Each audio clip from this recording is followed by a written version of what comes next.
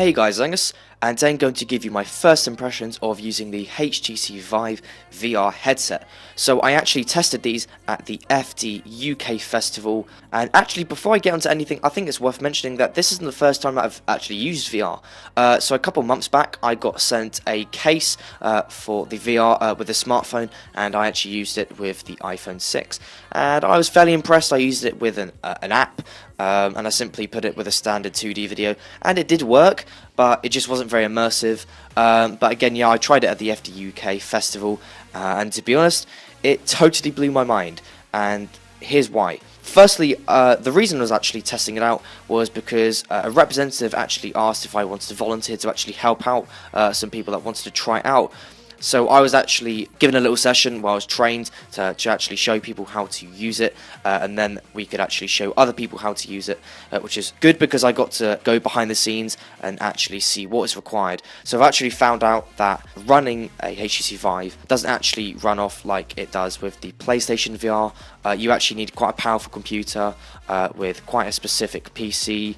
And it does actually have some quite heavy requirements as well. It actually requires a PC with 8GB of RAM, a NVIDIA 970 GPU, and of course it's got to be VR ready, and also it needs motion sensors as well, and not to mention it's expensive. But set that all aside, I found it incredible. I tried some really basic games to start off with. I tried a space simulator, sort of similar to Gravity, and then after that I tried some sort of family games you would get on the Nintendo Wii, but they were so much more immersive, and I found it incredible as well. I think the resolution really fitted it. I did actually find that I did get quite motion sick from it, but again, I think, you know, this is early stages, and I just found it amazing to just see you know, how much more immersive it was, how much more entertaining, and of course I think the main thing is how interactive it is. There were some games that didn't even require the controllers, but I think personally that the controllers are better to use.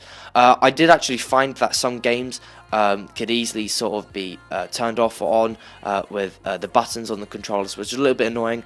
But again, first impressions are very high, and I'm really excited to see what's to come, to be honest. Of course, as I mentioned, Sony has already made theirs so it can run off the PlayStation 4, so they're already coming to consoles, and of course we can also run them off our smartphones as well.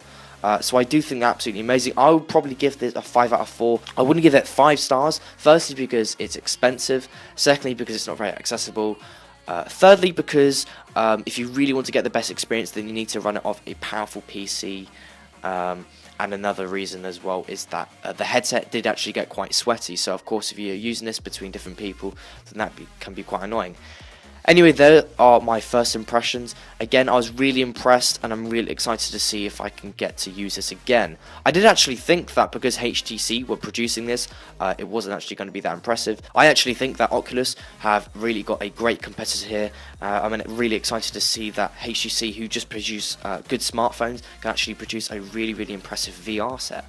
So anyway, there is my first impressions. Of course, if you did find this video helpful or enjoy it, be sure to give it a thumbs up, and thanks for watching.